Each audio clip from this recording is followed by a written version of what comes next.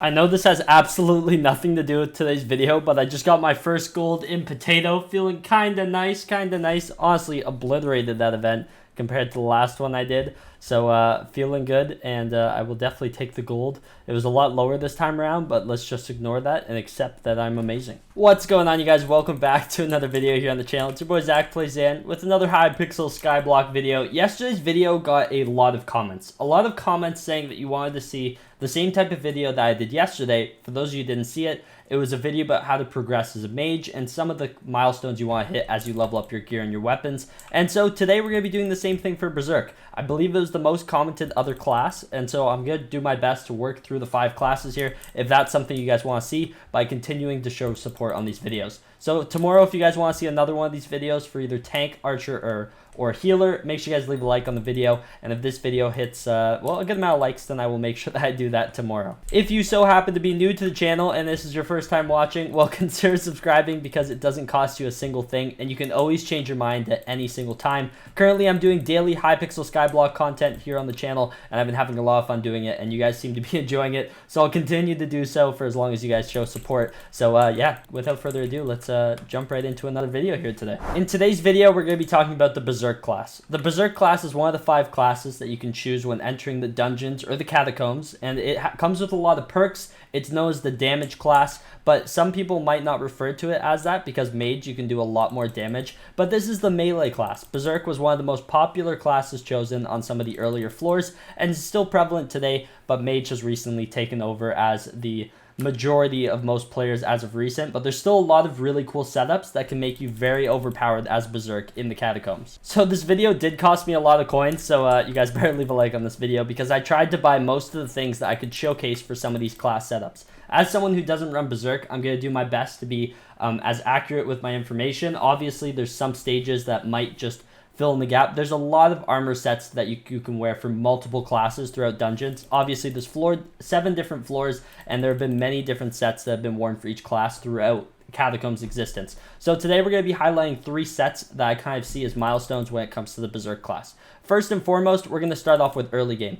The earliest of game is wear whatever you have. Wear the best thing that you have. If you have a regular superior set or even a strong dragon armor set, then wear that and use like whatever sword you have on you. For example, one of the first things that I have here in the early set is use an Aspect of the Dragons. It's a really cheap sword nowadays, a little over 1,000,000 coins, and still does some great damage when it's not dungeonized. There's no dungeon requirement on this, so it's actually really good. Another early game armor set that I also recommend looking into, this isn't the one I included as the first one, but if you look at Zombie Soldier, it is actually relatively cheap. It's an overall great dungeon set at the beginning. Only requires Catacombs level 9, and it's like 20k per piece. It's really cheap. 40k for the chest plate, which is usually the most expensive piece when it comes to an armor set. So really cheap set, and honestly, you can survive pretty well on the first floor and 2. The first 2 floors, I'd say, with that type of armor set, with an Aspect of the Dragons, but eventually you're going to want to start progressing a little bit past that. So one of the armor sets that I recommend, once you reach floor 3, you can start grinding for the adaptive set. I said this in yesterday's video, this is an amazing near early game set when it comes to dungeons. As you can see at the bottom, there is a perk for every single class: Berserk, Healer, Mage, Tank, and Archer. And with the Berserk class, from wearing the full set, you get an extra 20 strength just from wearing the entire set, which is already really good off the bat. Also, each piece comes with base strength, as you can see at the top, which is really good as well. When it comes to running Berserk, you're going to want to keep your armor on Fierce, and you're going to want to go for your talismans on Strong. Strong is what I recommend. It's kind of the overall. Obviously, you can change it to Shaded for a lot more damage down the line, but you can mess around with your talismans and basically just test it on some zombies and see what you end up doing more damage with. That's what I love about talismans and gear reforges. You literally just have to try it until you find what works best for your class and the skills that you've leveled up. So first armor set that I recommend early game is going to be adaptive, as I said. Another item you should get early on is a Bonzo mask. You can get this from floor 1, and it is amazing because it actually saves your life. So the item ability clowning around, instead of dying, gain damage immunity and plus 32.2 strength for 3 seconds and fully replenish your health. The cooldown and strength bonus you receive improves based on your dungeoneering skill level. This ability only works well in the Catacombs, has a cooldown of 241 seconds for myself, and honestly, really great weapon, or helmet, sorry. Every time you die, or when you do die after the cooldown, it revives you basically without you dying. So it's like a second life. It's what some people use on floor 7 so they can actually get past Necron during the terminal phase. So just in case they missed a terminal, they throw on a Bonzo Mask or a Wither Cloak sword, and they go back and they actually complete the terminal that they missed. Adaptive, though, by far the best near early game set, I would say, for any class, and the same goes for Berserker. So now it's time to kind of start working your way up the ranks. You're looking towards mid-game, and so after your adaptive set, it's a bit of a jump, but you're going to want to start looking into Shadow Assassin gear. Shadow Assassin gear isn't as expensive as it used to be. The chestplate goes for about 27 mil, being the most expensive piece by far. You can get the boots and the helm for 1 point something mil, and the leggings are about 2 to 4 million coins in that range.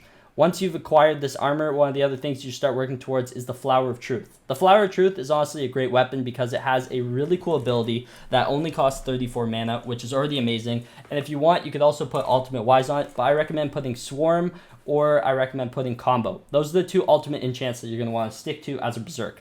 The Flower of Truth, though, basically you can right-click and shoots a rose with which ricochets between enemies, damaging up to 3 of your foes.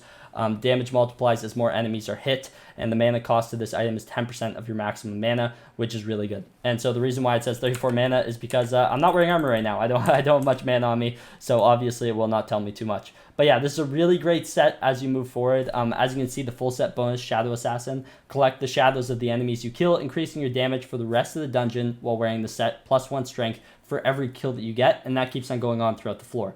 On teleport, grants invisibility and +20 speed for 10 seconds, which is also really great when trying to maneuver around the dungeons. And also what's really cool about this set is that each piece has its own separate ability at the bottom, as you can see. So the full set bonus is the same across the entire set, but if we look at the chest plate, on teleport, grant +10 strength for 10 seconds. On teleport, restores 1% of your maximum health. And on teleport, restores 10 mana. So as you can see, the whole set, when you have it on and you're right clicking, it's all working to help you, and honestly has some really good abilities that help you throughout the dungeon and help you survive and honestly clear it a lot faster. Because you're up close and personal, this is really crucial. Another really good sword to go for is the Livid Dagger or the Shadow Fury. Those are both really good swords, but as I said, it can get a little bit more expensive. So if we look at a Livid Dagger very quickly, lowest price, cheapest clean one is actually a little under 8 million coins, so they have gone down quite a bit. If we look at a near max one here, Soul Eater 5, Soul Eater is another great ultimate enchant to aim for on your melee weapons. So as you can see, that's like almost 100 mil. It does have Dragon Hunter 5, quite unnecessary. But yeah, you can do some really good things to kind of make this sword a lot better. And if we also look at Shadow Fury really quickly, take a look at the price of that. Lowest price right now, cheapest one is 12.9 million coins, a little bit more expensive. Has a lot of base damage and a lot of base crit damage as well. Overall, a really good sword. Let's kind of take a look between those two, see what would work best for you. So that's mid-game, kind of in a nutshell. And now let's take a look at late game. So late game, another large jump, gets quite expensive. As you can see, you're going to start wanting to look towards Necron's armor. Obviously, there's a few other sets that you can work towards in between Shadow Assassin. But after Shadow Assassin, if I'm being honest, your next jump is going to be Necron. Obviously, there's sets in between all the way, but Necron is going to be the last set you aim for when you're running as a Berserk. It's an amazing set that reduces the damage you take from Withers by 10%, so that always helps in floor 6 and floor 7, especially floor 7. And also, you're going to want to make sure you put Ancient, I would say, on your armor, because for every Havocombs level you have, you actually get +1 crit damage, which is really good as well. So yeah, this set's really good because it has a lot of base strength. It also comes with some base crit damage, and overall, it's just designed to be a damage set. You have a decent amount of EHP when you're wearing this, and that comes into our next point here when we talk about pets to use. That leads me into my next part about what are good pets to run as Berserker. So some of the pets that people kind of go for is the Baby Yeti pet. That's one for sure, because you gain, once it's level 100, gain 100% of your strength as defense, which is actually quite overpowered, because I find that with Berserker, especially as you get to later floors, it's a lot easier to die than mages, and tanks especially. Obviously, you die a little bit more than tanks, and so actually getting this much more defense increases your EHP by a ton and can be really good in the long run. So Baby Yeti pet is one that a lot of Berserkers tend to go for. Otherwise, it's going to be damage pets. So early on, you're going to be looking at Tiger pets, and then eventually, as you get to floor 7, you're going to be looking at Wither Skelly or even Ender Dragon. But Ender Dragon pet, obviously very expensive, but boosts your stats by a good amount. So yeah, any pet that you have that gives the most amount of damage is going to be the best way to go. In terms of the sword for late game, obviously I did not buy one for this video. That would have costed me an absolute fortune. But the Valkyrie. The Valkyrie is the best Berserker sword in the game, as you can see. It's honestly amazing. I mean, deal plus 50% damage to withers, granted plus 1 damage and 1 strength per catacombs level. I'm catacombs level 33, so that's an extra 33 damage and 33 strength just for my catacombs level alone. Has really great base damage and strength as well, plus the 60 ferocity, so you can swing a heck of a lot faster. And if you're using that with the tiger pet, your ferocity is actually quite ridiculous. I believe we tested something like that about a week ago here on the channel. So if you want to see a video about us trying to abuse Valkyrie and Tiger Pet, make sure you check that out. You can do some serious damage really quickly with that setup. So Valkyrie, the best sword to use, obviously you need a Necron's Blade, which requires a Necron's Handle, 24 Wither Catalysts, as well as 8 Diamantes handles, just to craft the sword, and then enchanting, reforging, 5-starring it, recombobulating it. You guys know how that works, and it gets quite expensive. Also has Diamantes handles to craft the rest of the Necron set from the base Wither set that you can get in floor 7, for those of you who don't know.